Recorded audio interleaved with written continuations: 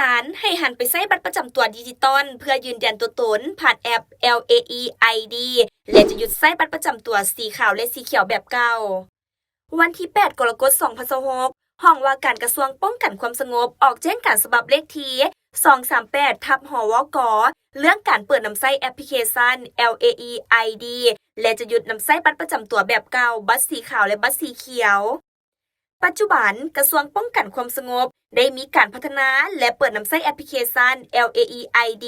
ที่เป็นระบบทันสมัยอย่างเป็นทางการเพื่อนำใช้เข้าในการคุ้มครองติดตามกฎการบริการที่มีความรับประกันอำนวยความสะดวกว่องไวในการเข้าถึงและนำใช้ข้อมูลของการจัดตั้งและสังคมในขอบเขตทั่วประเทศคือ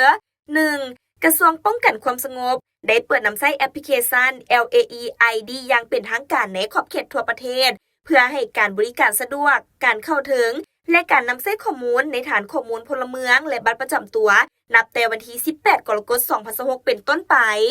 2. ห้องการบรรดากระทรวงองค์การปกครองท้องถิ่นทุกขั้นแขวงเมืองตะแสงบ้านพนักงานรัฐกรทหารตำรวจภาคส่วนธุรกิจและพลเมืองลาวในขอบเขตทั่วประเทศให้รับรู้และมีความเป็นเอกภาพจัดตั้งปฏิบัติเพื่อหันมานำใช้และประกอบข้อมูลตนเองเข้าในแอปพลิเคชัน LAE ID